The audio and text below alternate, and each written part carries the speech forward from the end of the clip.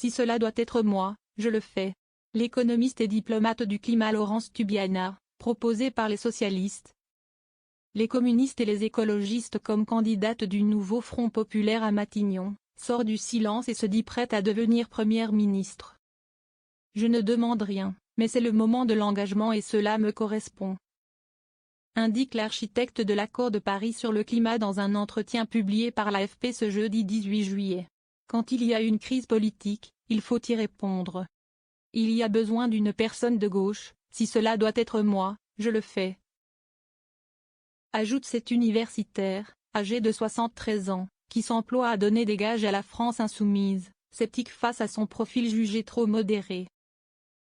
Le nouveau Front populaire n'a pas gagné la majorité absolue mais il a obtenu un succès qui répond à l'urgence sociale et écologique en France. Et c'est donc une politique de gauche qu'il faut faire, tranche ainsi Laurence Tubiana et, non pas chercher un barycentre, comme le prétend le camp présidentiel. Un cap clair ? Pour réussir l'exploit de rassembler toute la gauche derrière sa candidature, la diplomate reconnue, issue de la société civile et jamais encartée après une brève expérience dans sa jeunesse à la Ligue communiste révolutionnaire, promet un cap clair, le programme du nouveau Front populaire. On a une boussole, une ambition, les électeurs l'ont indiqué, le programme du NFP. Martèle-t-elle, en s'engageant, le cas échéant à rétablir la justice fiscale.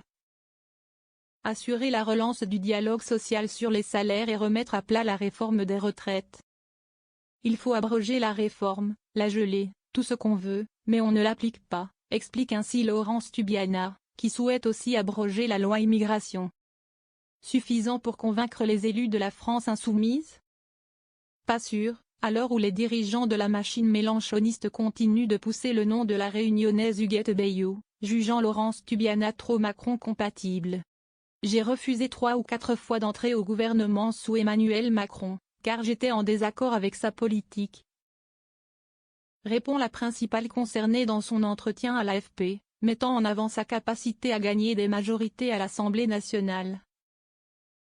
À arracher le plus possible de choses en trouvant des consensus. Opération séduction des insoumis. Pour l'heure, rares sont les insoumis à avoir réagi publiquement à cette prise de parole. Ceux qui l'ont fait laissent entrevoir la complexité de la tâche qui attend Laurence Tubiana. Le député Paul Vannier, par exemple, estime que la diplomate propose d'abandonner l'abrogation de la réforme de la retraite à 64 ans. Dans son entretien, quand bien même elle propose de geler le texte controversé.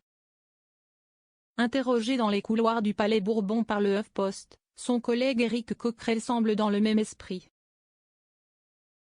Ce n'est pas elle, sa personne, qui pose problème, assure le président sortant de la commission des finances de l'Assemblée. Mais nous voulons l'assurance que le programme NFP sera appliqué. Et l'élu de rappeler à nouveau, la signature de Laurence Tubiana en bas d'une tribune publiée dans Le Monde le 11 juillet. Quand elle exhortait le NFP à tendre la main sans tarder aux autres acteurs du Front républicain. Pour les mélenchonistes, très attachés au respect du programme, tout le programme, cet acte semble discréditer son profil.